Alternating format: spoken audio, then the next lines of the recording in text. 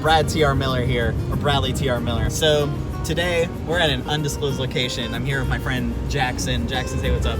What up, Jackson? I work for the city of Docksville, and we have a huge deer population. It is massive. You go maybe every 2 days without seeing a deer tops if you live in the town, if you're driving around. And unfortunately, that means a lot of deer get hit with cars.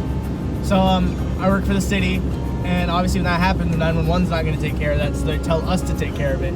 I'm taking Bradley to the undisclosed location in Docksville where we dispose of all the deer that have been hit by cars. It's a cliff, so I'm taking you to the deer cliff, And so, also known affectionately as the elephant graveyard. you only work at one section of town. There's one park most of the time. Yeah, park. Until you get We get a call, Yeah. and it'll be like, hey, there's a deer near you, or you at the whole city.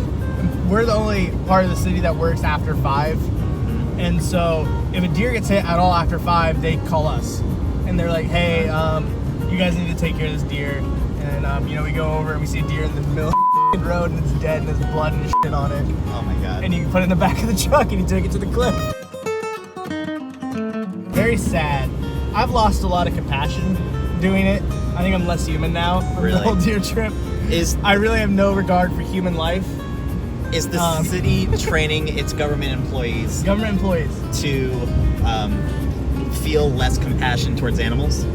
Towards beings in general, I would say is more of its mission statement, is that we're the recreation department. We don't want people to have fun. Should I blur your face during all this? Yeah, change my voice too. This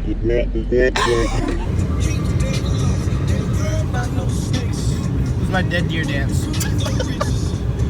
That's what you do when you see a dead deer. Get information.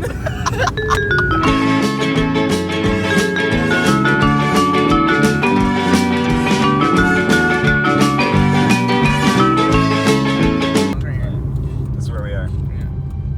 So usually shift starts at like 7 a.m.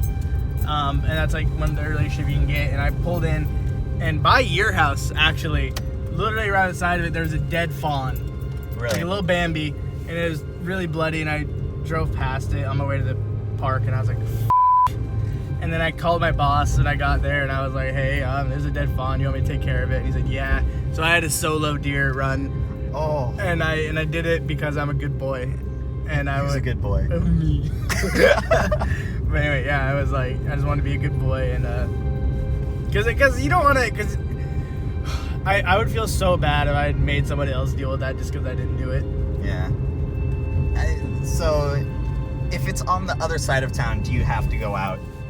Yeah, no, yeah, you take care of the deer ASAP, and then you go, and then we're right here.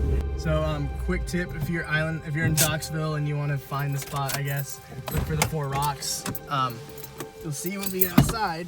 If you live in Docksville and you're trying to find the location, the only hint I'm gonna give you is that we're by a cliff and there's 4 rocks. Looks like these guys. Usually, the 2 of us hold the deer by the legs. We go 1, 2, 3, go. And they just fall right in there. Yeah. I can see the ground over there, but that just looks dark and ominous. Yeah. I thought it was going to be more way up, because this is just the beginning. Yeah. Wow. So, if we hiked... Work smarter, not harder, buddy. So, if we hiked all the way down there, would there just be just dead animals everywhere? Yeah. Just dead carcasses everywhere? Hopefully. Because I hope no one's, like, stealing them. This is like for like coyotes, this is probably like... Oh, yeah, no, that's what I imagine. Yeah. They're probably bones.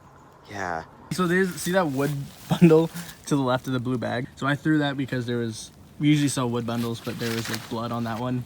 So I was like, yeah, we're not going to clean that off and sell it to somebody, so I just threw it away. How do you feel about this? How do I rate this elephant graveyard? Yeah, on a scale of 1 to 10, how do you rate this? It's 7. It's a pretty good spot. I thought it'd be, this seems a little below board, if you ask me. This seems like not the proper way to dispose of things. I feel like if a government agency found this out, we could get in some trouble. And that's why I'm making this YouTube documentary. We get a lot of calls at the park where it's like, yeah, it looks like a fawn like broke her leg, and we want you guys to help it. And it's like, Yeah. It broke its leg. You've been talking to me about this place for probably, I don't know, like a few weeks now. I didn't believe it existed at first. Like the idea of you coming up here with a dead deer on your own Yeah. is just bananas. Yeah, it's not, I wouldn't like to do it every shift. But Is it every shift? It's a public service we do. It's not every shift. Okay. It's maybe once every couple weeks. All right.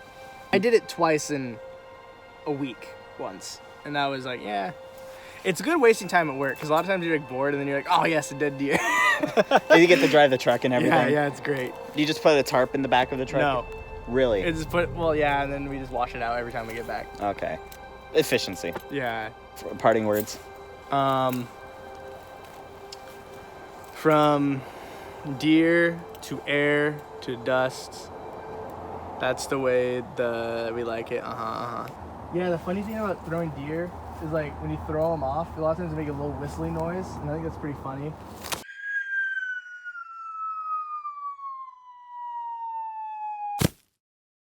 And that's how you get a free car. The guy's car and everything. It's pretty nice.